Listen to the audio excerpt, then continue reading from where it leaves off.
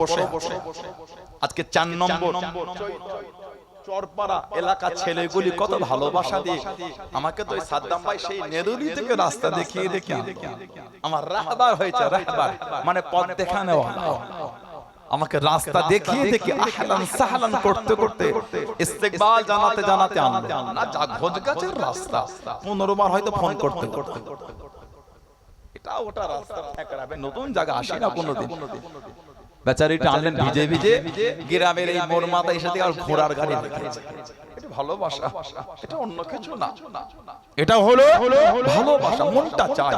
কিতাবে এসে মান আহাব্বা শাইয়ান ফাকসারু যিকরা, মান আহাব্বা শাইয়ান ফাকসারু যিকরা, যেটাকে ভালোবাসে যেটাকে পছন্দ করে সে তার সম্পর্কে আলোচনা করতেই ভালোবাসে। জোরে বল, জোরে বলা গেল না সুবহানাল্লাহ। কত ভালোবাসাতে ছেলেগুলি ভিজে ভিজে, আমিও ভিজে গেলাম ছেলেগুলির সাথে। আল্লাহ হাজিয়েছে, আপনারা বসেছেন কিছু হলো নিয়ে ঘরে। যারা মেনেছেন, যারা মোহাব্বত করেছেন তাদের থেকে শিক্ষা মানার মতন মানা নবী পাকের সাহাবারা মেনেছেন। ওজন্য তো সাহাবাদের ইজ্জত এত বেশি। জোরে বলবেন না? ওজন্যই তো সাহাবাদের সম্মান এত বেশি। এমনি সাহাবাদের ইজ্জত এত বেশি। আল্লাহ রাসূল বলেছে মা আনা আলী ওয়া আসহাবিহি, আমি নবী এবং আমার সাহাবারা, এটাই হলো জান্নাতে যাবার রাস্তা। আমরা সূরা ফাতিহাতে পড়ি না ইহদিনাস সিরাতাল মুস্তাকিম, আল্লাহ আমাদের সরল সহজ রাস্তার পথিক করেন। সেটা কোনটা নিজেরাই আবার বলি সিরাতাল লাযিনা আনআমতা আলাইহিম, আল্লাহ যে রাস্তার উপর যাদের উপর আনআমতা আলাইহিম আপনার নিয়ামতগুলিকে আতা করেছেন, আল্লাহ আমাদের ওই পথের পথিক করেন, ওই রাস্তার আরোহী করেন। ওটাই হলো আহলে সুন্নাত ওয়াল জামাত, ওটাই হলো জান্নাতে যাবার রাস্তা। কোরআন শরীফের নাম হলো হিজবুল্লাহ। জোরে বলবেন। সেই সাহাবাদের ভালোবাসা দেখেন কি মানা, যে সাহাবাদের শানে আল্লাহ রাসূল বলেছেন লা তাসুব্বু আসহাবি, এ দুনিয়ার মানুষ তোমরা আমার সাহাবাদের গালি দিও না। যে সাহাবাদের শানে আমাদের নবী বলেছেন ওয়াল্লাহ ফি আসহাবি, তোমরা আমার সাহাবাদের নিয়ে কিছু বলার আগে আল্লাহকে ভয় করো। যে সাহাবাদের শানে আল্লাহর রাসূল বলেছে আসহাবিকান নুজুম, আমার সাহাবারা হচ্ছে আকাশের তারকা নাই। জোরে বলো বিআইহিম ইক্তিদাইতুম ইহতাদাইতুম, তোমরা তাদের মধ্যে কারো একজনের ইক্তিদা অনুসরণ করো, তোমরা হেদায়েত পেয়ে যাবে। জোরে বলবে। যে সাহাবাদের শানে আল্লাহ পাক বলেছেন রাদিয়াল্লাহু আনহুম ওয়া রাদু আন, তাদের উপর আমি আল্লাহ খুশি, তারাও আমি আল্লাহ আমার উপরে খুশি। জোরে বলবেন। আল্লাহ নবী নববী শরীফে ওয়াজ করেন,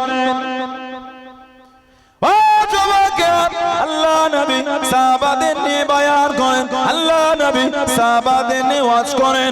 আল্লাহ পাকের হুকুম হয়ে গেল, আল্লাহ পাকের হুকুম হয়ে গেল, কোরআন শরীফের আয়াতটা নাজিল হয়ে গেল। কোরআন শরীফ আল্লাহ পাক নাজিল করে দেন ইয়া আইয়ুহাল্লাযীনা আমানু, হে ঈমানদার বিশ্বাসী বান্দা বান্দি করেলাম, লা তারফাউ আসওয়াতাকুম ফাওকা সাওতিন নবী, খবরদার খবরদার আমার হাবিবের কানে, আমার হাবিবের সামনে জোরে জোরে কথা বলো না। হাবিবের কথার আওয়াজের উপরে তোমাদের আওয়াজটাকে জোরে করো না। ওয়ালা তাজহারু লাহু বিল কওলি কাজানি বাদ কওলি বাদিন, যেমন তোমরা একে অপরের সাথে কথা বলো ওইভাবে কথা বলো না। আনতা বাতা আমালকুম, তোমাদের জীবনের আমলগুলি এমন ভাবে ধ্বংস হয়ে যাবে, এমন ভাবে নষ্ট হয়ে যাবে। ও আনতুম লা তাশুরুন, তোমরা কিছু বুঝতে পারবে না, তোমরা কিছু জানতে পারবে না।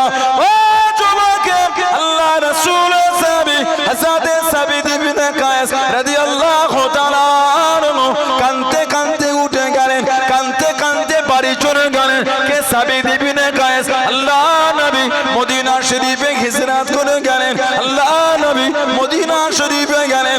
আল্লাহ নবীকে কবিতা খানা বলে, বক্তৃতা খানা দেন, আল্লাহ নবীকে সম্মান যিনি জানিয়েছিলেন, জনে বলুন সুবহান, আর একটু জনে বলুন সুবহান।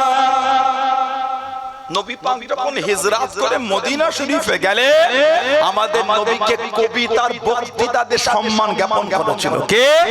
সাবিত ইবনে কায়েস রাদিয়াল্লাহু তাআলা। উনি কবি ছিলেন, কবি। আমাদের নবী হিজরত করে মদিনা শরীফের বাইরে কিছুদিন ছিলেন। আল্লাহ রাসূল একটা মসজিদ করেছিলেন, মসজিদের নাম হলো মসজিদে কুবা।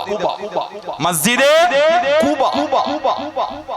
যারা হজ করেছেন বা উমরা করেছেন ওনারা জানেন আল্লাহ রাসূল বলেছেন যে মসজিদে কুবায় 2 রাকাত নামাজ পড়বে, আল্লাহ ওই ব্যক্তির নামায় আমালে একটা উমরা সওয়াব আল্লাহ লিখে দেবেন। জোরে বলা গেল না? আল্লাহ আমাদের সকলকে যাওয়ার তৌফিক দান করুন, আমিন। জোরে বলেন আল্লাহুম্মা।